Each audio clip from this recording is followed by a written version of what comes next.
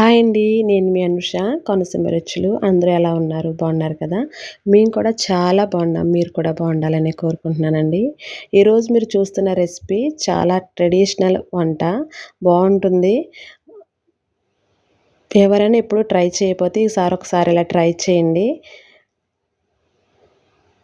Try చేసి నాకు comment చేయండి ఎలా ఉంది అనేది. ఫస్ట్ టైం కనుక నా ఛానల్ మీరు చూస్తున్నట్లయితే ప్లీజ్ నా ఛానల్ సబ్స్క్రైబ్ చేసుకోండి, లైక్ చేయండి, షేర్ చేయండి. మీరు లైక్ ఇవ్వడం వల్ల ఈ వీడియో ఇంకొంతమందికి షేర్ అవుతుంది. ఇప్పుడైతే కర్రీని రెడీ చేద్దాము. నేను ముందుగా బాగు చేస్తున్నాను కదా ఎండు రొయ్యలండి. అవైతే మాకు ఎప్పుడు దొరుకుతూ ఉంటాయి కాబట్టి కొద్దిగా తెచ్చుకుంటాము కావలసినప్పుడల్లా. ఇప్పుడంటే ఆన్లైన్లో కూడా అవి అమ్ముతూ ఉన్నారు కదా.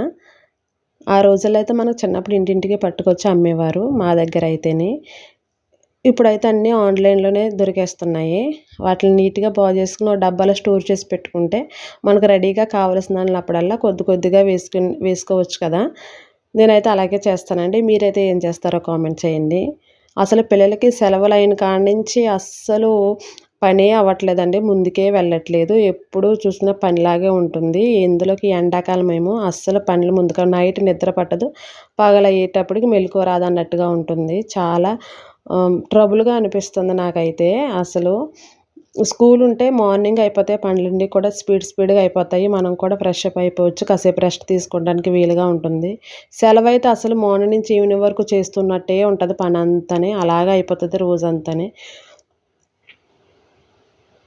మీకు కూడా ఎలాగ అనిపిస్తే కామెంట్ చేయండి కంపల్సరీ. మనం కామెంట్ బాక్స్లో మాట్లాడుకుందాము. అయితే రెసిపీని చూద్దాం ఇప్పుడు. నాకైతే దీనికి కావాల్సిన పదార్థాలు అయితే ఏమీ లేవండి. 2 ఉల్లిపాయలు, పచ్చిమిర్చి, టమాటో, ఒక ఆనపకాయ, కొన్ని ఎండు రొయ్యలు, ఉప్పు, కారం, పసుపు, నూనె, పోపు దినుసులు అవి మాత్రమే కర్రీకి కావాల్సినవి. చింతపండు ఇవన్నీ కలిపి పెట్టుకొని ఎండు రొయ్యలు నీట్గా కడుక్కొని 2 టైమ్స్ అందులో వేసుకొని డైరెక్ట్గా సరిపడినంత ఉప్పు, కారం, పసుపు వేసి నేనైతే కుక్కర్లో పెట్టానంటే త్వరగా అయిపోతుందని. ఫస్ట్ కుక్కర్లో పెట్టకూడదు. డైరెక్ట్గా వాటర్ వేసి అది కొంచెం ముక్క మెత్తబడిన తర్వాత అప్పుడు పులుపు అనేది వేసుకొని కుక్కర్లో ఒక 2 విజిల్స్ వచ్చే వరకు ఉంచుకుంటే కర్రీ అనేది రెడీ అయిపోతుందండి. తర్వాత మనం వెంటనే పోపు వేసుకుంటే అయిపోతుంది. కర్రీకి పోపులో కంపల్సరీ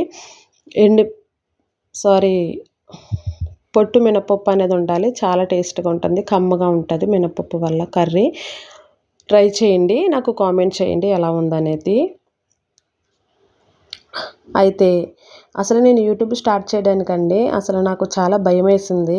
ఫస్ట్ వీడియోలో మాట్లాడడానికి చాలా భయపడ్డాను నేను. ఎంత కంగారంటే చాలా కంగారు అనిపించేసింది అనమాట. కానీ బాగానే రిసీవ్ చేసుకున్నారు. నాకు 300 వ్యూస్ అంటే ఎక్కువే నా ఛానల్కి. కానీ బాగానే రిసీవ్ చేసుకున్నారు, చూశారు. కానీ సబ్స్క్రైబ్ చేయలేదు. వాళ్ళకు కూడా ఇంట్రెస్ట్ ఉండాలి కదా. ఇంట్రెస్ట్ ఉన్నప్పుడు నేను కూడా మంచి క్రియేటివిటీగా చేస్తే అందరికీ ఇష్టపడతారు. నేనైనా అంతే కదా, ఏదైనా ఛానల్ చూసి నాకు నచ్చితేనే సబ్స్క్రైబ్ చేసుకుంటాను. అలాగే వారు కూడా కొంచెం అలవాటు పడాలి కదా. మన మాట తర్వాత మనం చేసే విధానం వారికి నచ్చాలి, వారికి అలవాటు పడాలి. అప్పుడే మన ఛానల్ని సబ్స్క్రైబ్ చేసుకుంటారు కదా. తర్వాత ఒకటి మాట్లాడడం ఒకటి నాకు కొత్త అంటే మనం మామూలు మాట్లాడుకున్న ఇలా వీడియోస్లో మాట్లాడడం కొంచెం కొత్త. మాట ఒకటి బొంగురుగా రావడము, కొంచెం అదో రకంగా రావడం అనేది కొంచెం నాకు భయం వేసింది. తర్వాత ఏంటి నా వాయిస్ ఇలా ఉందా, ఎవరన్నా వింటే ఏమనుకుంటారని భయం వేసి అప్లోడ్ చేయడం, డిలీట్ చేయడం అలా చేసేదాన్ని అనమాట. ఇంకా సరేలే, నచ్చితే చూసుకుంటారు, లేకపోతే లేదు. మన దాంట్లో ఏదైనా మంచి అనిపిస్తే చూస్తారు, లేకపోతే లేదు అనేసి ధైర్యం చేసి అయితే స్టార్ట్ చేశానండి. ఇప్పుడు ఇది దేవుడిచ్చిన గొంతు కదా, మనం మార్చేసుకుని వేరే రకంగా మాట్లాడేదామంటే అవ్వదు కదా. అందుకే నేను ఇంకా కంటిన్యూ చేసేస్తున్నానండి ఇలాగే. ప్లీజ్ దయచేసి ఇప్పుడైనా కదా నేను కొత్తగా మొదలుపెట్టాను ఛానల్ అనేది. అందువల్ల నాకు కొంచెం ఇంకా తెలియదు ఏమీ. ఎడిటింగ్ అది కూడా నేర్చుకోలేదు నేను. ఆ ఇన్షాట్ యాప్లోనే చిన్నగా చేస్తూ ఉన్నాను అనమాట.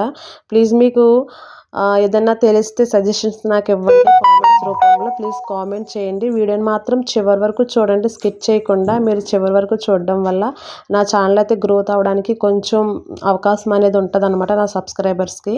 Thank you so much. ఇందుకే నా సబ్స్క్రైబర్స్ కంటే అదర్స్ వాళ్ళే నా వీడియోస్ ఎక్కువ చూస్తున్నారు. వారికి కూడా చాలా చాలా థ్యాంక్ యూ.